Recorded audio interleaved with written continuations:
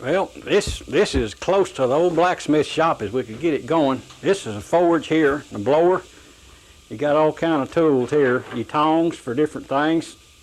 These for picking up your big wagon wheels right here if they warped. Put them on. Put them in here and heat them up.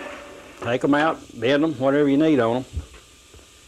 Put your coal in there and get your fire going, and just the harder you blow it, the more coals you get that'll get glowing red. Most of the time that I used, that my daddy and them would all do, would be sweeps. Old sweeps would get wore so bad in here and flattened out, and they'd still be thick up here. Well, they couldn't afford to go buy new ones, so they put them in here and heat them up. Set them right in there to get them up till you get them red. Now, you don't want to get them where they get white across there, because you run that metal, but just as they get red, you take them things out, put them right over here on the anvil, wherever you want them, you know, to what you needed, and you have to take that little thin piece there, and you have to beat it out. You just keep beating it and work it out till you get your shape that you want, and you take it down right there, and that war part where you'd plowed up in there, you beat that, just beat it on out till you got it out like you wanted. Now that's most of what I had seen that forge used for. And you had all kind of different materials there.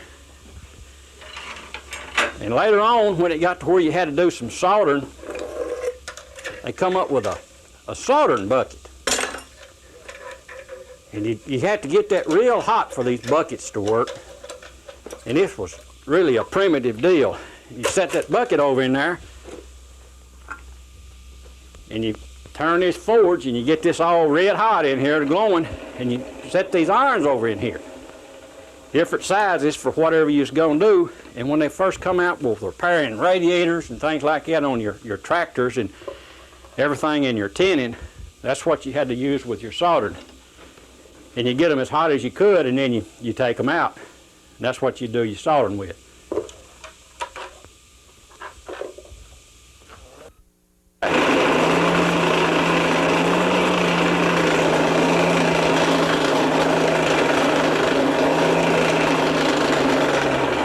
Okay, we'll see if we can't bend this on around here a little.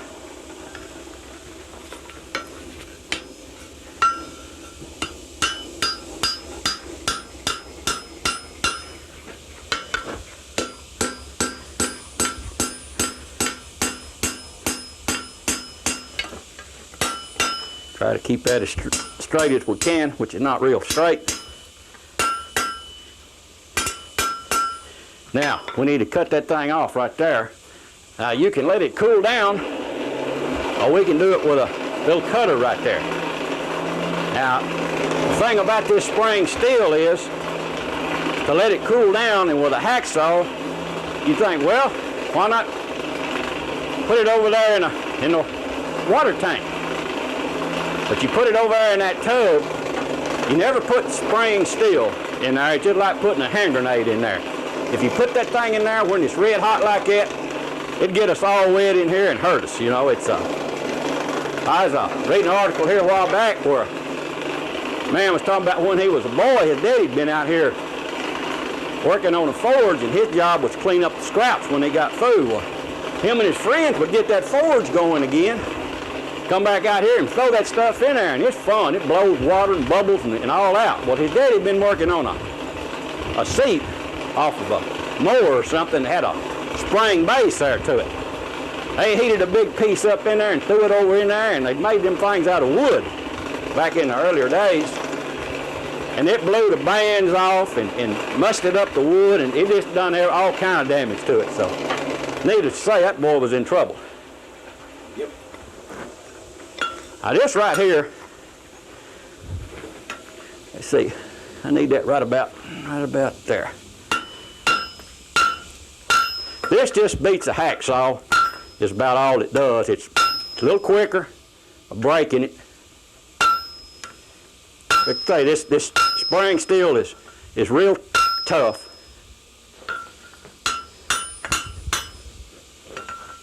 It's hard to pretty hard to work with.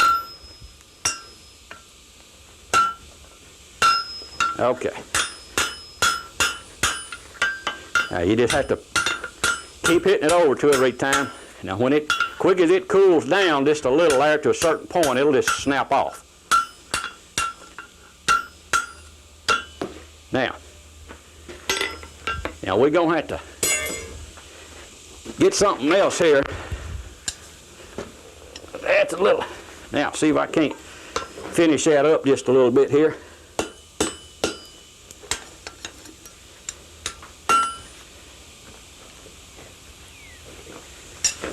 Now, let me heat that up one more time and put a little bit of finishing touches on the end of that to put a little point on it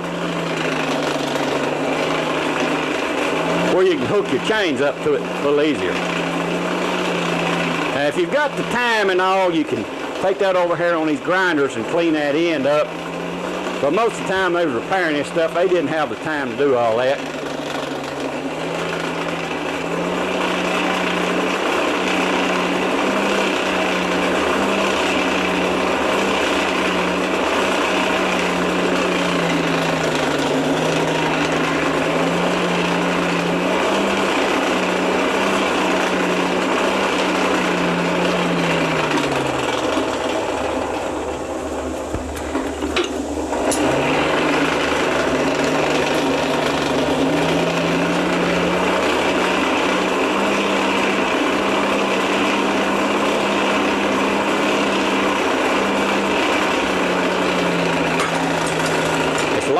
Just take a piece of metal that you can just bend around on the end and put on there.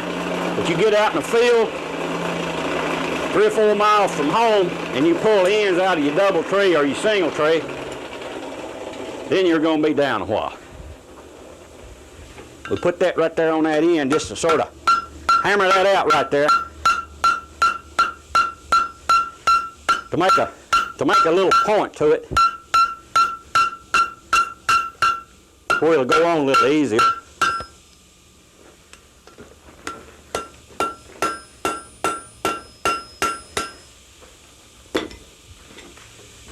Okay. Now that part's ready to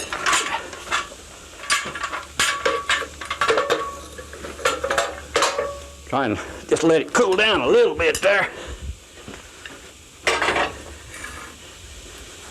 Well, I guess I better leave that right there.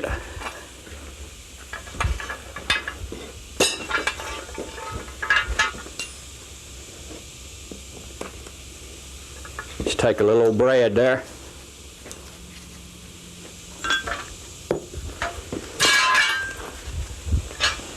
That thing's not red now, but I'll tell you, it's still hot.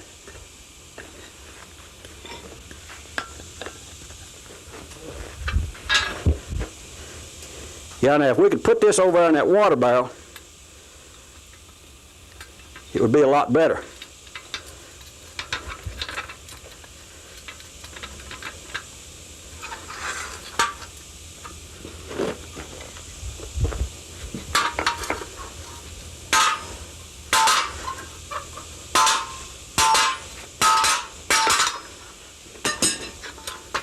I'll put that little washer on there just to help out a little bit.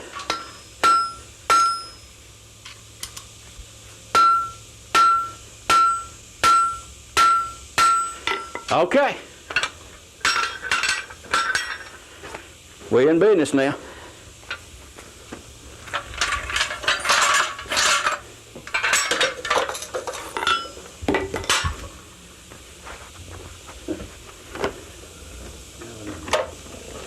You got that? Got it, yeah. And that'll do it, Richard. Okay. Okay, what we got right here is a double tree that's just about wore out that we're going to have to repair. Now, to explain a little bit about what a double tree is, let me get started over here with a single tree. If you've got a little planter, a little harrow, or a little Georgia stock, or anything that one mule or one horse can pull, you hook him up with a single tree. Now your equipment will be down here, and you put this clevis in there, and you run it right through that little deal right there and hook it up. And your horse or mule will be right out here, and you hook each side, you change on each side right there. And that's what you pull. That's called a single tree, if it can be done by one horse or one mule. Now, if you got a bigger piece of equipment, especially like a mower or an old Fresno, and you got to do a lot of work, you're going to need a double tree. That's a single tree here and a single tree here, and they're put together, and you've got one pulling point right here that you hook on your equipment. Now, here's one right here. That's a metal one. Here's this one right here come off of a wagon.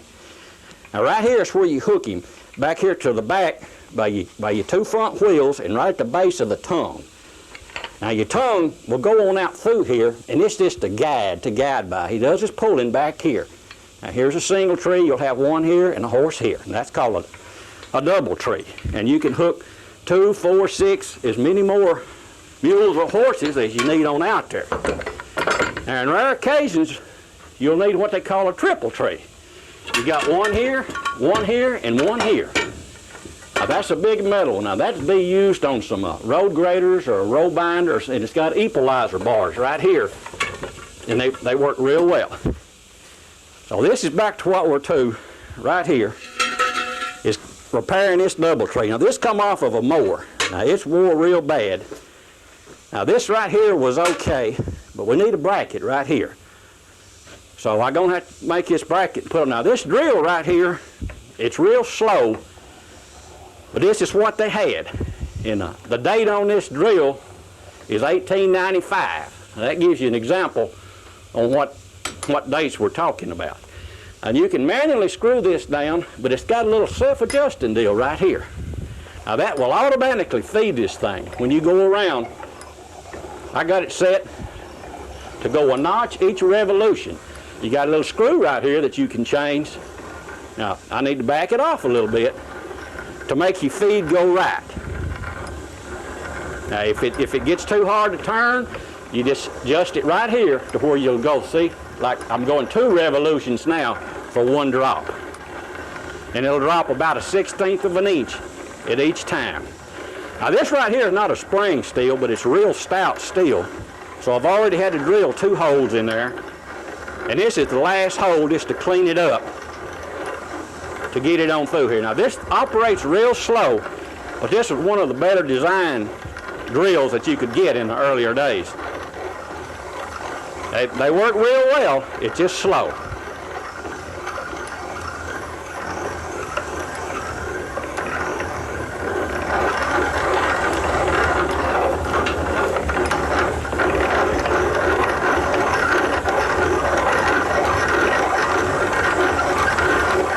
We're going about a notch at a time. That's about as fast as it'll go right there. This material right here is real stout. You can bend it without heating it, but just barely.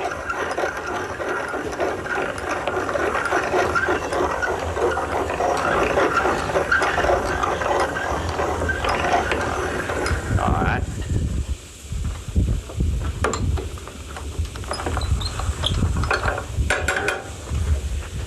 Now, this thing right here has been replaced before. They've got a bolt in there. So we're going to do the same thing. We're just going to stick a bolt in here. They have some little brads and things like that normally they put in there.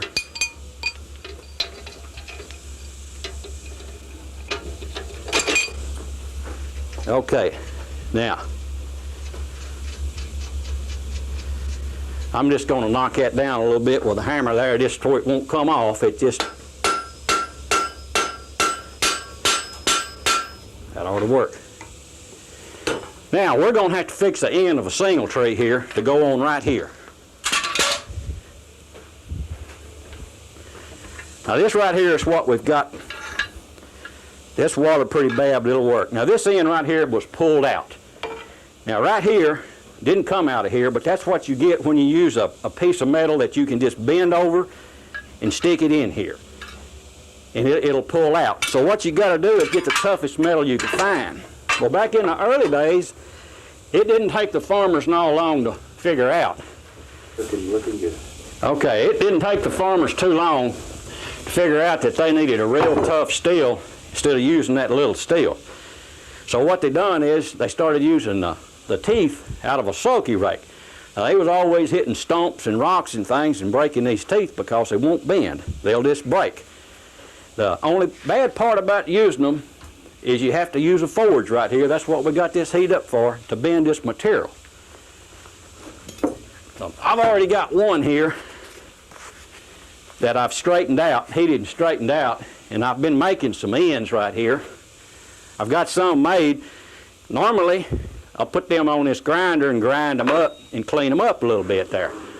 But we're in a little bit hurry for this thing today, so I won't grind them up. I'll just go right on to... My fire gone down on me a little bit there, but we'll get her going here in a minute. Now, I like to bend these things to start with this long piece right here, because if you just cut off a little piece you need, this gets real hot, and you don't have lots of room to get up there to work with. If you work with a long piece like this, you can stick it over in here, and I'll make my little bends on the end to put it in there and get everything bent the best I can while I'm heating it like this. And then I'll go over here and cut it off on one of these little homemade cutters right here. Sort of chisel it off a little bit. This is a champion blower right here. Give you a rough date on when this was. The patent on it is July 1901, and this is one of the newer, bigger designs. So most of this stuff you'll be talking about the early 19s on back.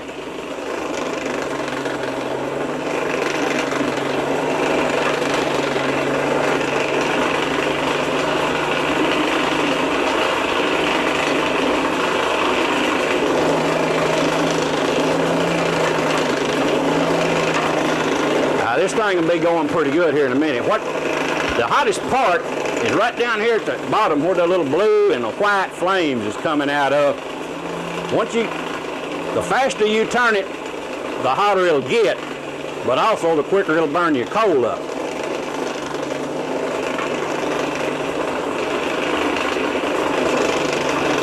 Now you don't want to get that, you get it red, but you don't want to get it to the point to where it's starting to turn white. Because if you do that and you take it over here to put a bend on it like you want, it's just going to break off. Now I got the tip end red, but I need to get, what I'll do, I'll just get a little bit of it red and go over here and do what I need to do, and I'll have to bring it back 3 or 4 times to get it finished like I want it, so as not to get it too hot.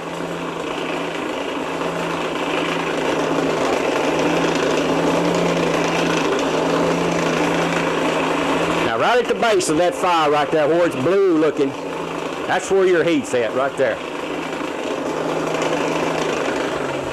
Now that's good enough to get it started.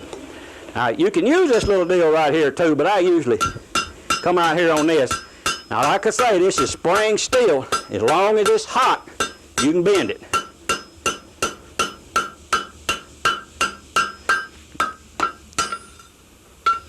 Now it's starting to cool up there. It don't want to bend as good. Let me get one more little heating here on it. You have to do a little bit at a time, or you can do it all at one time, but there's a good chance it's going to snap off. You don't want to get that metal, ever get it any hotter than what you have to get it.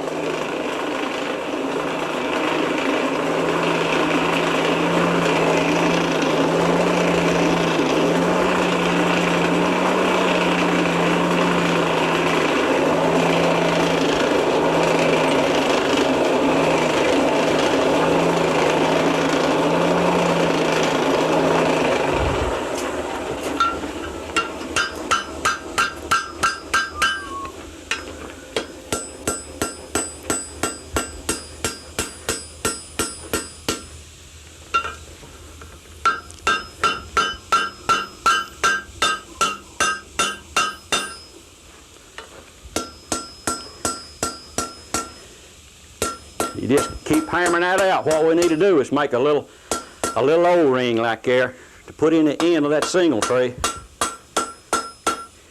Now I need to heat it just a little more to bend that down at the top there.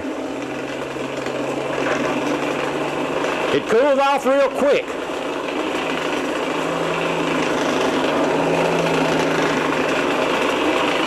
Now, if we'd cut that off and been working with a little short piece, we'd already been getting up there real hot, and it's a lot easier to work with a longer piece like that.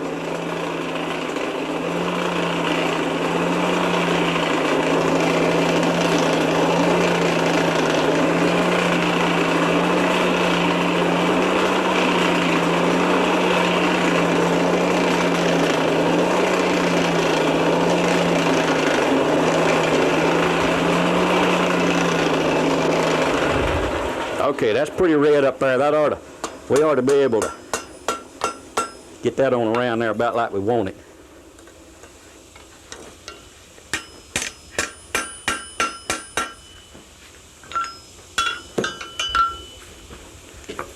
I want to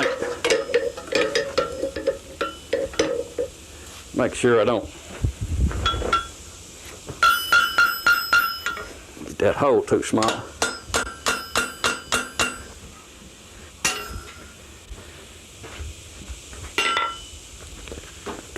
Gear up a little more here.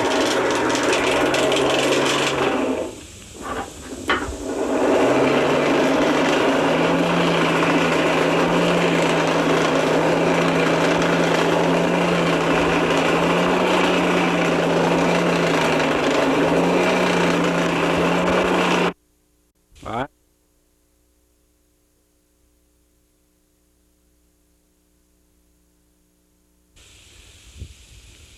All right, this is a 2-team planter. It's got your cotton plates in there now. You can put corn plates in there or cotton, either one.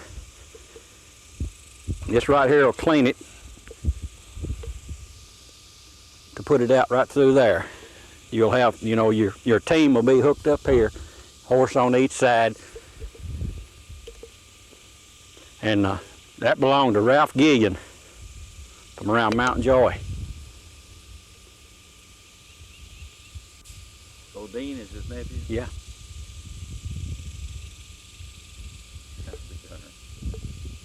Metal, double tree, and single tree. Never had those. I don't remember that. We had a planter like that, but I don't remember. Well, we can start with this one here, I guess.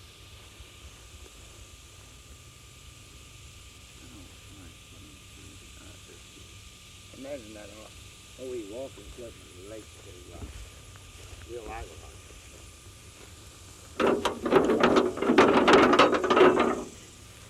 Yeah, this one over here, Ab Mowers, is, he used it, I know.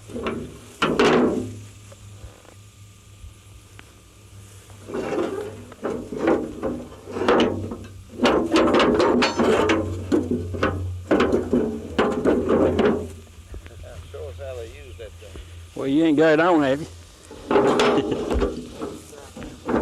I'm trying to get the thing out before I can.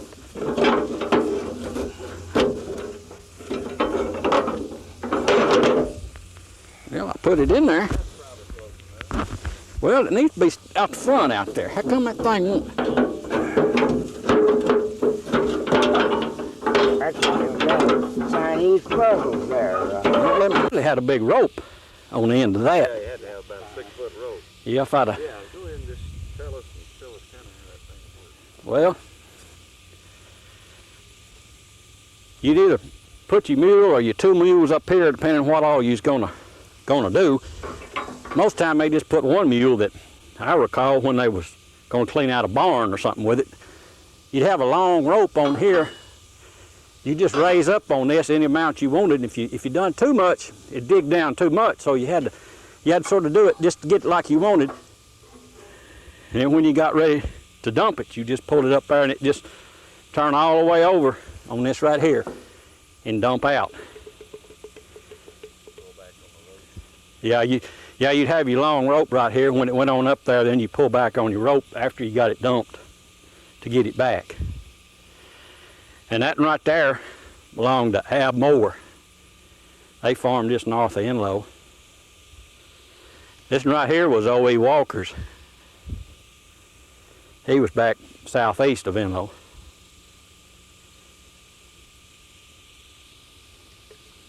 O.E. wasn't an old man, was he?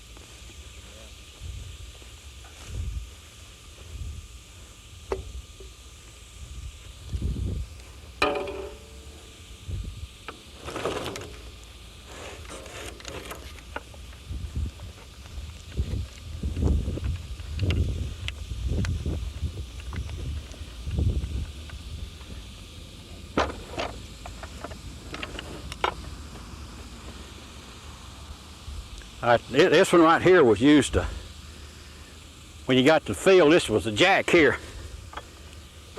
You put this jack on here and raise this up, take these front wheels plumb out and set it down on the ground. That was the jack right there. A lot of them didn't have them jacks, they just dig a hole and run them things off in there and let them drop down. But it was a lot easier that they could do it with that jack right there. Now that right there is called a double stroke. Most of the newer ones are three stroke. Just got a roller here and a roller here. And when your horse would go all the way around with that, on one revolution, you could put out 2 bales of hay. But that hay would come out the front right here. So you had to keep a man up here to get this bale of hay out of the way so that your horse could go around. And it didn't take them but a year or two to change these things, and they changed them to where your hay would come out back here at the back, where you wouldn't have to have a man up here. And they had blocks in here, wooden blocks. You put your block down in here, and you'd have a man over here and a man over here, and you'd have him a mark up here. And when that hay got up here so long, he'd stick his wire through here, and that on the other side through that wooden block comes up through there and over here. And then he'd holler to put your block in, he'd put another block in at the back of that hay.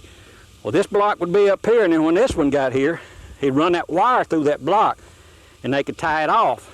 And it'd come on out here, and when it would come out here, your wooden block would fall out. And then when the back of that hay got up here, that other block would fall out. In the meantime, you've been putting more blocks in here all the time to get that out. So it took a man on each side and one right here to get that bale of hay out of the way. And it took at least one man right here to load your hay in here. And most of them would put that hay in here and stomp it down with a foot. Well, you got rollers right here. That's where lots of them would lose an arm or a leg by sticking it down in here to pack that hay.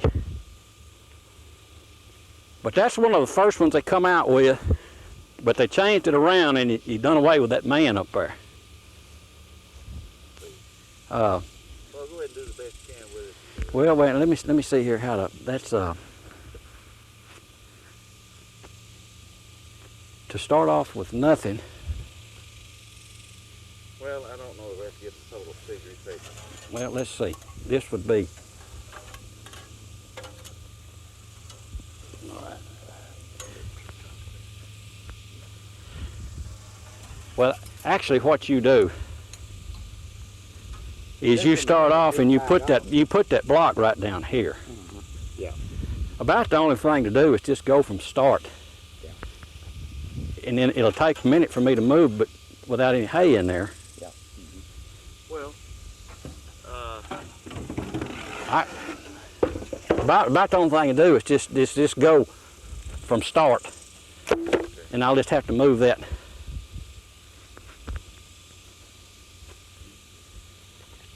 That's the hay progresses the block. Wow. Okay, have you got it on there? yeah, you better hurry. I just got a note that the main battery is getting. Okay, to better explain how these blocks works on this hay, your man pushes your hay in here and packs it down. The first thing you do is you take a block like this and stick it down in here. And then it'll rotate forward as you push your hay down in here, and your horse is turning this. And this block will roll on up to here. And you'll put another block in here, drop it down in here, and it will slide on up through here. And when it gets to this spot about here, the man on the side will holler wire. He'll have him a mark on the side of here. And when he says wire, you'll poke a wire through here, run it through these slots in these blocks right here. Now this will be full of hay on both sides. And then also you'll have to run another wire through on this other side for this other bale of hay that's coming. And you'll pull this on out here, and with this other wire that's running through here that you wired, the man on this side will take this and pull it tight and wire it together here. And then you'll also have a wire on the bottom doing the same thing and wire it. And as you keep that process coming, you'll come on out. This bale of hay here has fell off. These wires run right through these grooves here. So that bale of hay is, and when it falls off, then this block just does this. And you've got your wires on this hay, and you've got this other block coming here. You take this block back here and put it in, and you go through the whole sequence again. Okay. Now say that again. All right, all this equipment right here was owned and operated from Bettis and Ralph Gillian and Carmen Stockton in the Enloe, Texas area. From your mowers to your rake, sulky rakes, and buck rake.